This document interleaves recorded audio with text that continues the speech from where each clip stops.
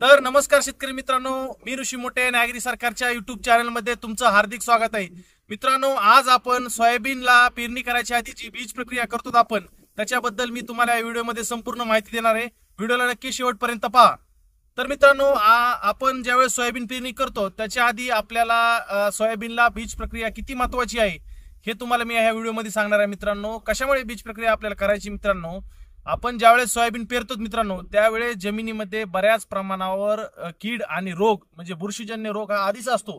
आणि तुम्हाला पुढचे 90 दिवस असो किंवा 110 दिवस असो, सोयाबीन तोपर्यंत जमिनीमध्ये असतं. आणि बुरशीजन्य रोगांचा प्रादुर्भाव टाळण्यासाठी आणि जमिनीमध्ये जी खोडकीड आहे, जे मर रोग आहे, तो टाळण्यासाठी आपल्याला बीज प्रक्रिया करायची आहे. तर मित्रांनो, आपण 2 प्रकारची बीज प्रक्रिया सोयाबीनला करणार आहोत. मित्रांनो, सर्वात आधी मी तुम्हाला दाखवत आहे मित्रांनो, इफ्को कंपनीचं नॅनो डीईपी कंपनीचं आपल्याला नॅनो डीईपीची बीज प्रक्रिया करायची. इफ्को कंपनीचीच नॅनो डीईपीची बीज प्रक्रिया कशामुळे करायची? मित्रांनो, याच्यामध्ये जवळजवळ 8% नायट्रोजन आणि 16% फॉस्फरस आहे. मित्रांनो, तुम्ही भविष्यामध्ये पेरणी करताना किंवा ज्यावेळेस पण तुम्ही सोयाबीन पेरणार आहे त्यावेळेस तुम्ही जी 1 गोणी डीईपीची देणार आहे त्याच्याच बरोबर हा सेम रिझल्ट तुम्हाला पुढच्या 2 महिन्यापर्यंत तुमच्या पिकाला अतिरिक्त खताची काहीच गरज भासणार नाही. मित्रांनो, त्याच्यामुळे आपल्याला इफ्को कंपनीची नॅनो डीईपीची आपल्याला बीज प्रक्रिया करायची.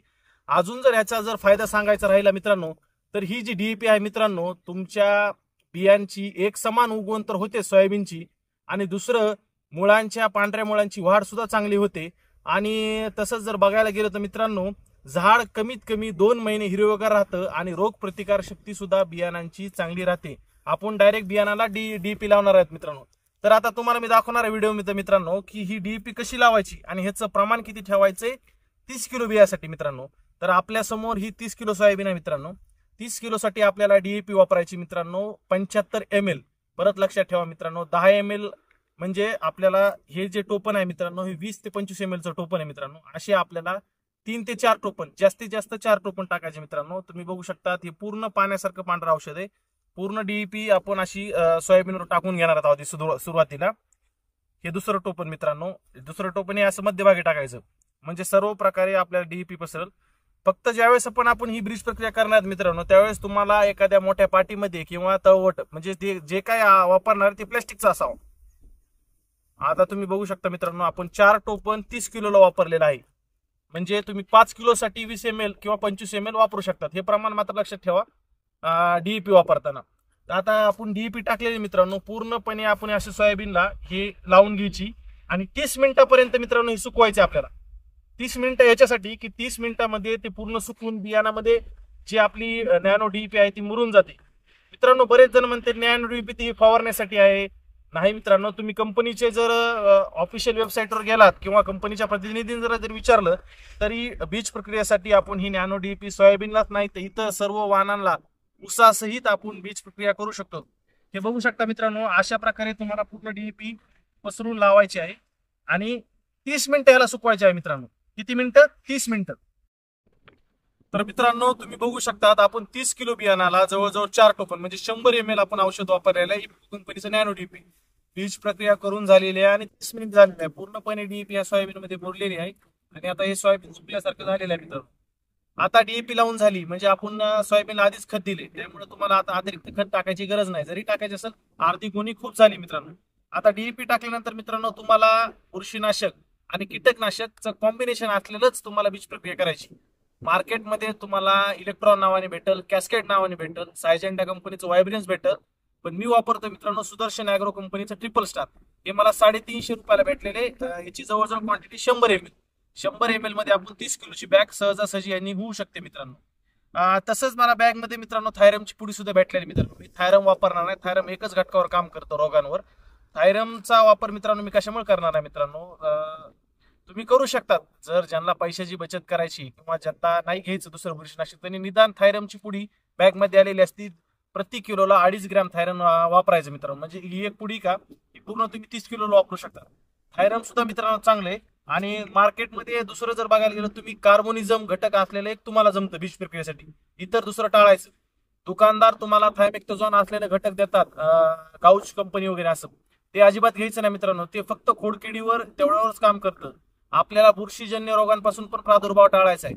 ह्या वर्षी सरासरीपेक्षा जास्त पाऊस काळ आहे सोयाबीनवर 100% रोग येणार आहे. तुम्हाला भविष्यामध्ये ज्या 2 फवारण्या घ्यायच्या आहेत तिथं तुमची पैशाची बचत तर होणारच आहे, 1000-1500 रुपयाची. पण सध्या तुमचं पीक जवळजवळ पुढचे 2 महिन्यापर्यंत निरोगी राहतं. त्याच्यामुळे तुम्हाला बीज प्रक्रिया करायची. पण बीज प्रक्रिया करताना कॉम्बिनेशन वापरायचे बुरशीनाशक आणि कीटकनाशक. हे जे ट्रिपल स्टार आहे मित्रांनो, याच्यामध्ये 2 घटक आहेत मित्रांनो बुरशीनाशकाचे. एक आहे ट्रायफॉर्म्युलन्स 6% आणि दुसरं बुरशीनाशकाचा एक घटक आहे थायप्रोनिमिथेन. तो आहे मित्रांनो जवळजवळ 9.5%. आणि आपल्याला खोडकिडीसाठी सोयाबीनला जो रोग येतो त्याच्यासाठी सुद्धा याच्यामध्ये मित्रांनो कीटकनाशक आहे आणि त्याचं नाव आहे मित्रांनो थायमेक्टोझॉन. थायमेक्टोझॉन मित्रांनो ह्याच्यात 24%. तर हे मित्रांनो लाल कलर मध्ये औषध येतं. ह्याचं प्रमाण किती मित्रांनो वापरायचं मी तुम्हाला व्हिडिओमध्ये सांगतो. याचं प्रमाण सुद्धा मित्रांनो सेमच. तुम्ही 10 किलोसाठी किंवा 30 किलोसाठी म्हणा, थोडक्यात ही 100 ml ची बॉटल आहे, तर 30 किलो तुम्ही 100 ml साठी वापरायचे. लक्षात आलं मित्रांनो. पुन्हा एकदा सांगतो मित्रांनो, 30 किलोला 100 ml ची बॉटल वापरायची. याचं प्रमाण लक्षात ठेवा. किंवा तुम्ही जरी कॅस्केड वापरलं तरी सेम प्रमाण ठेवायचं, 30 किलोसाठी 100 ml.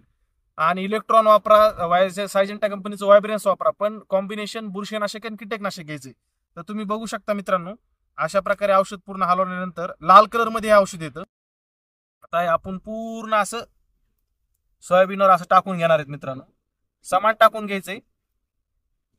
आणि ह्याच्यामध्ये काय राहतं, पाणी जर तुम्हाला जर वाटलं की थोडंसं औषध कमी पडले, बियाणं जास्त आहे, तर तुम्ही एखादं टोपण म्हणजे 20-25 ml तुम्ही पाणी ऍड करू शकता. जास्त पाणी ऍड करायचं नाही मित्रांनो. आता अशा प्रकारे ह्याच्यात थोडंसं सोयाबीन भरून मित्रांनो पूर्णपणे ह्याचा औषधाचा आपल्याला वापर करता येतो. औषध 1 ग्रॅम सुद्धा वाया जाण्याचं काम नाही. औषध अतिशय महागडे आहे. परत शेतकरी म्हणतात सगळ्यात महागड्या गोष्टी सांगतात. मित्रांनो मी महागड्या गोष्टी सांगत नाही. कमी खर्चात कशी शेती करायची याच्याबद्दलच मी तुम्हाला सांगतोय मित्रांनो. आता बघू शकता मित्रांनो, हे असं सोयाबीन परत झालं.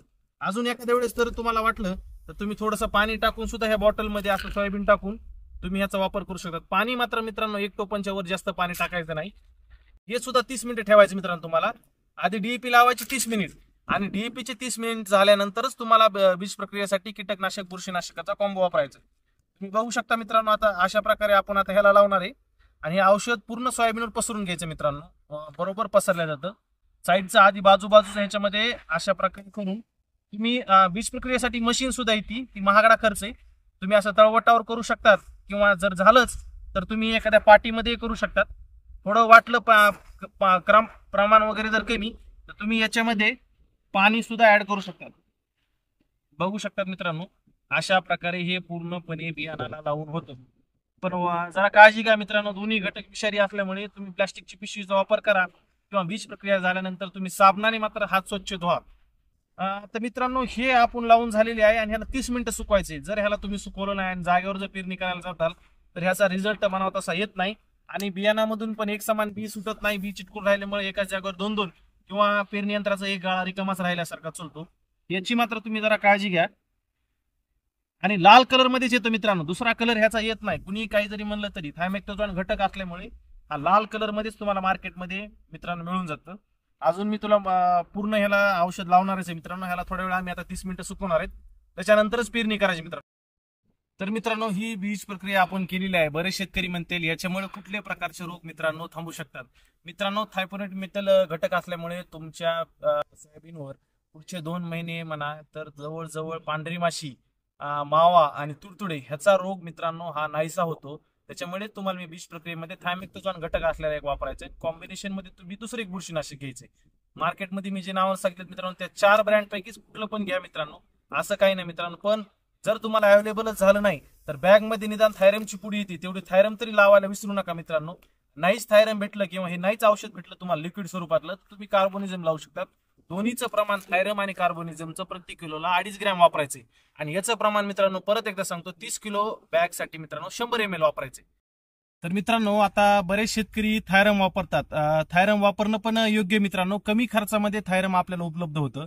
तुम्ही बऱ्याच वेळेस महाबीजची बॅग घ्या, कुठल्याही सीडची बॅग घ्या, त्याच्यामध्ये थायरमची पुडी येते मित्रांनो. बरेच शेतकरी काय होतात त्याला टाकून देतात, काय गरज आहे थायरम लावायची, पेरणी यंत्रातून बोळत नाही म्हणतात लवकर. मित्रांनो थायरम लावल्यामुळे तुम्हाला मातीतील जेवढे बुरशींचे जेवढे आजार आहेत, ज्या रोगांपासून तुम्हाला तुमचं सोयाबीन खराब होणार आहे, बियाणं खराब होणार आहे, त्याला संरक्षण मिळतं.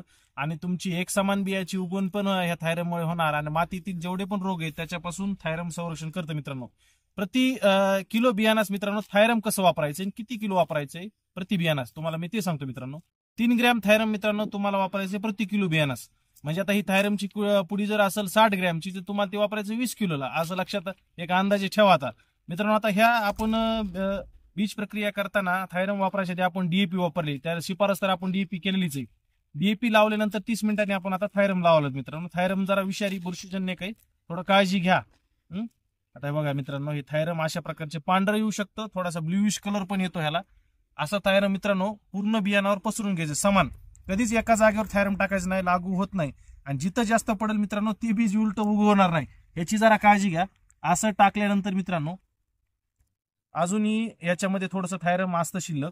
तुम्हाला काय करायचंय, पुन्हा थोडंसं सोयाबीन घ्यायचंय, याच्यात टाकायचं असं, आणि ही पुडी अशा प्रकारे पुन्हा ते होऊन इतर जनावर कीटकनाशक खाऊ नये मित्रांनो. ही पुडी तुम्हाला कुठतरी लांब दूर नेऊन कचरा कुंडीत टाका. जनावर खाल्ल्यानंतर त्यांना सुद्धा धोकादायक असतं, याच्यापासून काळजी घ्या. आता मित्रांनो थायरम टाकून झाले. पूर्ण थायरम आपल्याला हलक्या हाताने किंवा तुम्ही प्लॅस्टिकची पिशवी वापरा, किंवा तुमच्याकडे जर ती बियाण्यासाठी औषध लावण्याची मशीन असेल तर ती लावू शकता. अशा प्रकारे पूर्ण पांढरा कलर बियाणाला येतो मित्रांनो. त्यावेळेस म्हणायचं की समान पद्धतीत तुम्ही थायरम लावून झालेला आहे. या अशा पद्धतीने तुम्हाला थायरम लावायचे आणि बुरशीजन्य जेवढे रोग आहेत त्याच्यापासून संरक्षण करायचे. कमी खर्चातलं थायरम आहे. आणि थायरम सोबत मित्रांनो तुम्ही कार्बोनिझम वापरू शकतात, मॅनकोरिझम वापरू शकतात, मेटॅलिझम आहे ते सुद्धा वापरू शकतात. थायरम सोबत सर्व प्रकारचे बुरशीनाशक वापरायला जमतात. त्याच्यामुळे थायरम कमी रेटमध्ये उपलब्ध होतं मित्रांनो, आणि सर्व बॅगमध्ये तुम्हाला आढळून येईल. निदान काही नाही झालं तरी डीएपी आणि थायरम लावा. डीएपी नाही जरी लावणं झाली तरी मित्रांनो थायरम लावल्याशिवाय काय फिरू नका. तुम्हाला काय अडचण आली मित्रांनो तर डायरेक्ट कमेंटमध्ये विचारा, मी तुम्हाला ह्याच्याबद्दल अजून सांगेल डिटेलमध्ये. मित्रांनो थायरम लावा, तुम्ही कुठलीही प्रकारची बीज प्रक्रिया करा. बीज प्रक्रिया केल्यानंतर मात्र तुम्हाला 1 घंट्याच्या आत किंवा त्याच दिवशी पेरणी करायची, दुसऱ्या दिवशी पेरणी टाळायची. दुसऱ्या दिवशी जर तुम्ही पेरणी करायला जातात तर उगवण क्षमता कमी होते. त्याच्यामुळे तुम्ही बीज प्रक्रिया कुठल्या प्रकारची करा, की जर केली असेल तर तुम्हाला त्याच दिवशी पेरणी करायची मित्रांनो. एवढं मात्र लक्षात ठेवा, नाहीतर तुम्ही चुका करताल, काही पुन्हा अडचणी येतात निर्माण, हे टाळा. आज औषध लावले आजच पेरणी करायची, एवढं मात्र लक्षात ठेवा मित्रांनो. जरी तुम्हाला काही प्रॉब्लेम आला, काही शंका वाटल्या तर तुम्ही मला कमेंटमध्ये नक्की विचारू शकतात मित्रांनो. मी कमेंटमध्ये सगळ्यांना उत्तर देतो. तर मित्रांनो माझी तुम्हाला व्हिडिओ आवडली असेल तर नक्की सबस्क्राईब करा, लाईक करा, शेअर करा. धन्यवाद. तुर्तास जय महाराष्ट्र.